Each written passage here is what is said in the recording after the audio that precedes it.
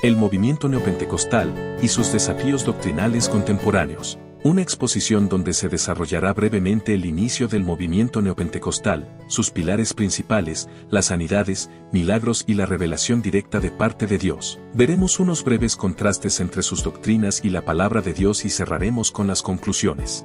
Introducción.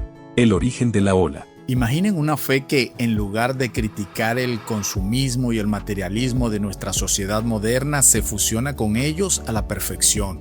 Hoy analizaremos el movimiento neopentecostal, la corriente de mayor crecimiento en América Latina, pero también la más controvertida. Este fenómeno no nació de la nada, tiene una raíz histórica que viene del siglo XVIII con John Wesley a la cabeza y una búsqueda de una segunda obra de gracia posterior a la salvación. Y esto mutó en el siglo XX con el pentecostalismo clásico de la calle Azusa del año 1906, donde la marca de identidad era hablar en lenguas. Exactamente, pero en la década de los 80 todo cambió con la llamada tercera ola o el neopentecostalismo. A diferencia del pentecostalismo clásico, este nuevo movimiento es doctrinalmente abierto, no se aleja del mundo secular, se organiza en megaiglesias y se alinea perfectamente con la lógica libre del mercado y el éxito individual. Hoy evaluaremos con rigor teológico sus dos pilares fundamentales: las sanidades espectaculares y las llamadas revelaciones directas. Comencemos. Sanidades y milagros. Evangelismo o espectáculo.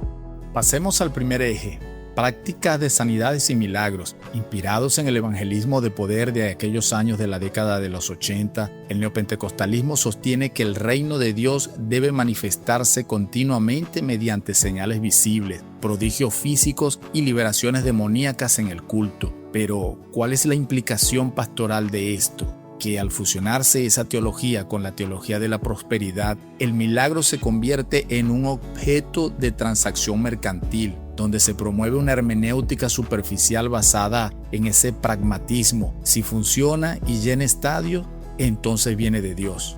Y el peligro teológico aquí es realmente devastador. Al enseñar de forma absoluta que la salud y la riqueza son derechos que solamente debes declarar y reclamar, se culpa al enfermo crónico o al pobre de falta de fe, ignorando totalmente la soberanía de Dios en el sufrimiento. Haciendo una evaluación bíblica, los milagros en el Nuevo Testamento tenían el propósito cristocéntrico de validar el mensaje del Evangelio, no el de alimentar un show mediático. Dios sana hoy, por supuesto, pero de acuerdo a su voluntad soberana, no bajo el decreto de fórmulas humanas. Por ende, nuestra postura es de rechazo total al espectáculo de entretenimiento religioso. La unción y las revelaciones directas. El segundo eje es aún más complejo: la unción y las revelaciones directas. El neopentecostalismo contemporáneo afirma haber restaurado el oficio estricto de apóstoles y profetas. En la práctica, la unción se mide por manifestaciones físicas espectaculares como trances, desvanecimientos o risas incontrolables, pero la implicación más grave ocurre cuando el líder utiliza el famoso Dios me dijo. En ese instante, la revelación subjetiva e individual del líder compite e incluso se coloca por encima de la autoridad de las Escrituras.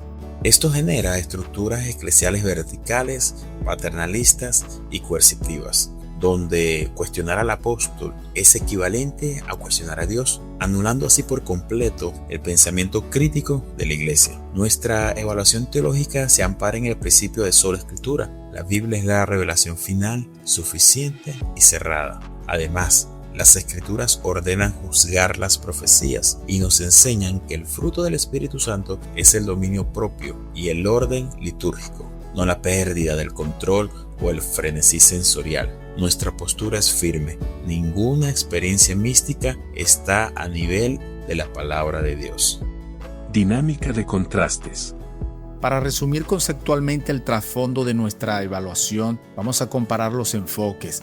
Mientras el neopentecostalismo basa su hermenéutica en la experiencia y en el pragmatismo, La teología ortodoxa se rige estrictamente por la exégesis y la suficiencia de la Biblia. Mientras ellos ven los milagros como un fin utilitario para el éxito personal, las Escrituras los presentan como señales para glorificar la soberanía de Cristo. y mientras ellos construyen autoridades verticales e incuestionables, Nosotros afirmamos que todo liderazgo debe rendir cuentas ante la verdad bíblica. Conclusiones.